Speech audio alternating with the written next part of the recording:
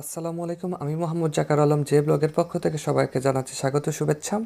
ছোট্ট একটা অনুরোধ রইল, আপনারা যারা চ্যানেলে নতুন অবশ্যই সাবস্ক্রাইব করতে ভুলবেন না। আর অলরেডি যারা সাবস্ক্রাইব করেছেন তাদের প্রতি কৃতজ্ঞতা জ্ঞাপন করছি।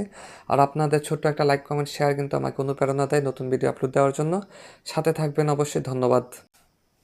এখন মূল আলোচনায় আসি। আমরা যারা 31শে মার্চ বিএফএস গ্লোবালকে অ্যাপয়েন্টমেন্টের জন্য মেল করেছিলাম, আজকে কিন্তু বিএফএস গ্লোবাল একটি সুখবর দিয়েছে, আপনারা হয়তো অবগত আছেন।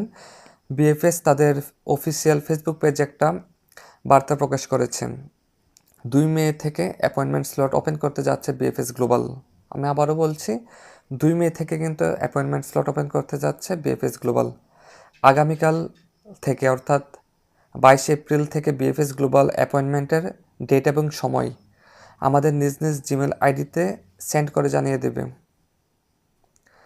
আর অবশ্যই মনে রাখবেন, এখন কথা হচ্ছে যে কাকে আগে সেন্ড করবে, কাকে পরে সেন্ড করবে। যাদের ন্যূনস্তর সময় 5 মাসেরও বেশি, তাদেরকে প্রথমে সেন্ড করবে।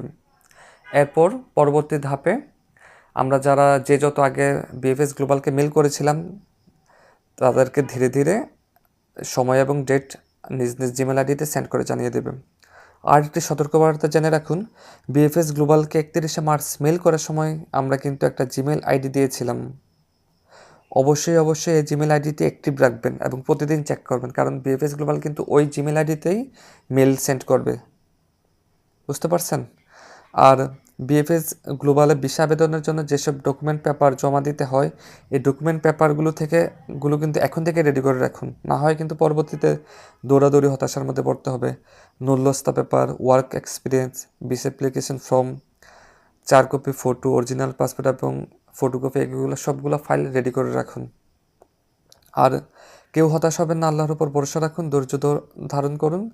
দেখবেন তকদিরে যদি থাকে, আল্লাহ যদি চাই, রিজিক যদি থাকে, অবশ্যই অ্যাপয়েন্টমেন্ট ডেট পাবেন তাড়াতাড়ি।